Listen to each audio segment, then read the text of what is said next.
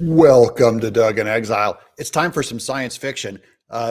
Schellenberger, who blew up the Twitter files, he is doing investigations into UFOs. Personally, I don't believe in aliens at all. My mind is wide open. I have my own speculations on this. We'll get into it. Let's watch this piece first. UFO fever hitting America again. However, the idea that there may already be contact or have been contact for quite a while between the U.S. military and non-human intelligence, non-human life forms is very shocking, and it's shocking for me personally. I hate the word shocking. The idea that the U.S. military has talked to alien life and that we wouldn't know that it was covered up, that is not a shock. Even that intelligent life on other planets exists also isn't a shock. I don't believe it. I think it's ridiculous, but it's not shocking. It's like if we found out that ghosts were real, wouldn't freak me out. If someone put together some kind of a particle Tesla cage and captured a demon, it wouldn't shock me. Okay. So it's been overplayed that they need to hide all this information from us because we'd all be shocked. I would not be shocked no matter what they found. The idea that the Pentagon simply has some videos. In fact, if anything, I'd be shocked if the Pentagon was ever telling us the truth. That's shocking. To a large and growing number of people with reason to know who say that, in fact, there are non-human spacecraft. Okay, now this is the non-human spacecraft part bugs me because there's no way, well, there's only one way you could know if the spacecraft was non-human. And this news interviewer gets to it a little bit because you can't prove a negative. You can't look at a piece of bizarre, if there's a floating coffee cup, right, that can fly by itself, I don't know that it is an alien in origin unless I've captured an alien pilot. I would know that guy wasn't human. So that's why I think everyone's on the hush hush going, they actually have captured a pilot, a dead pilot. You know, he might have crashed. They might have killed him. I don't know. But if they had an alien pilot, they would then know that the spacecraft was non-human. There's no other way that if you had the craft, a crashed spacecraft, even if we'd never heard of the technology before, that would not prove that it was alien or non-human unless they had the non-human pilot. I'm wondering how exactly these sources determined that these crafts were non-human. Was it the material they were made out of, the method of construction? How exactly did they make that determination? Was it the burnt little ET pilot? So these are, look, extraordinary claims require extraordinary evidence.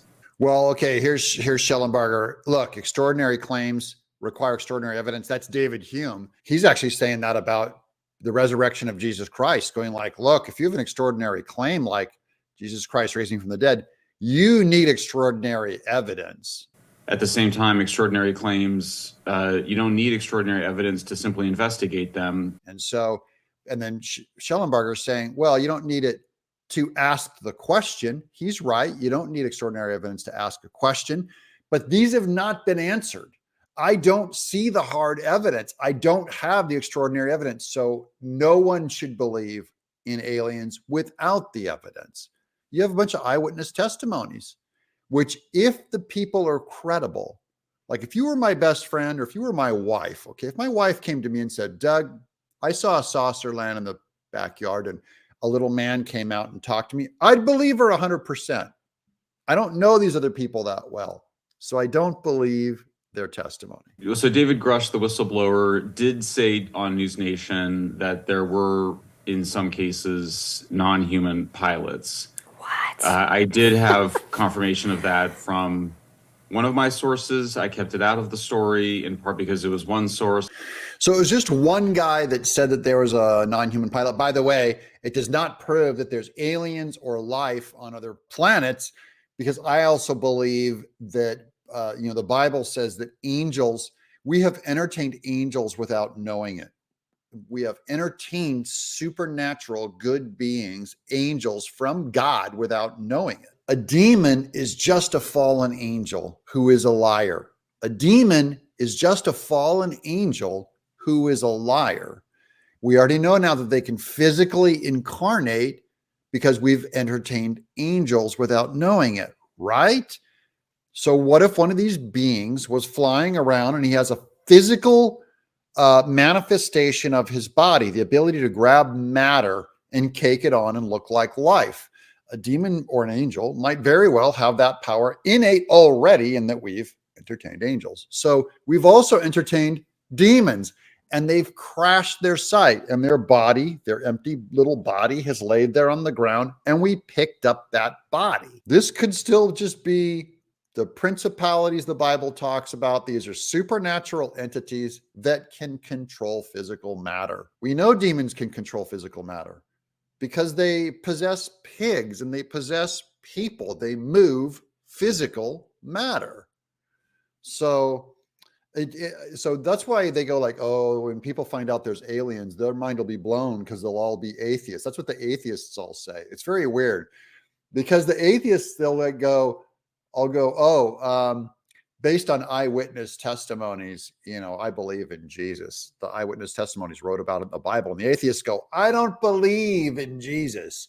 And then there's a few eyewitness testimonies of, we've seen alien life. And the atheists all go like, we believe in alien life. And it proves that evolution happened on more than just one planet because it's everywhere. Because, you know what I mean? Without realizing, like, if I find alien life, it almost certainly proves that there's a God, because evolution is so impossible. It couldn't be done without a miraculous version of it on another planet. We also don't know that these aliens come from another planet, but that's my giant rant. Sorry. But I've been talking to folks for a long time, in part because you may know I have spent a long time working on nuclear energy. Nuclear energy is a dual use technology.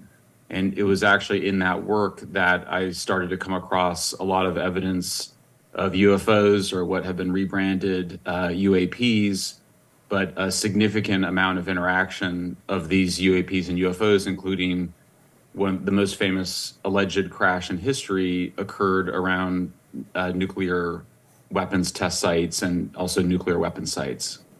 Is there any connection, Michael, between this existence of the UFOs or the non-human entities and nuclear research?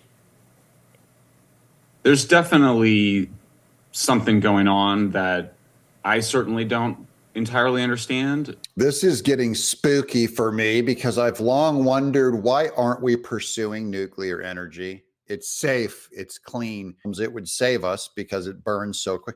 What has caused us to be so reluctant about pursuing nuclear energy? What if one of these beings said, look, if you escalate this arms race and pursue more nuclear energy, we'll devastate you. And then all of the politicians magically don't propose nuclear energy. Same way that we would go to Iran and say, look, if you're developing a nuclear weapon, we will devastate you. And maybe the aliens did it to us. Maybe the ones that are contacting all these sites.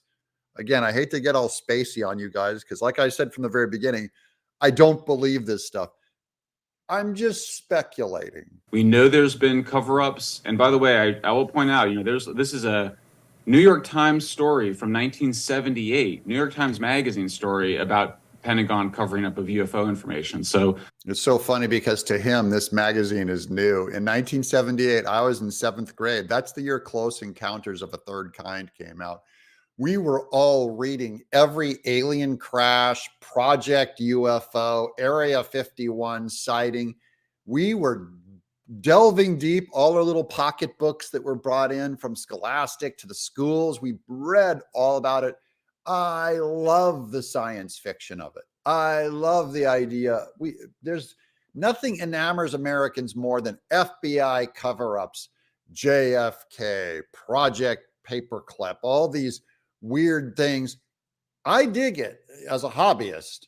I'm just saying, I don't know how much of it's true. And I know that people want to believe. People want to believe, and often we'll fill in the gap of evidence with what we want from our preferred ideology. Atheists do it. Christians do it. Alien searchers do it. Democrats and Republicans do it. And I just think, lean not on your own understanding. So I remain open, but skeptical. I'm Doug in Exile.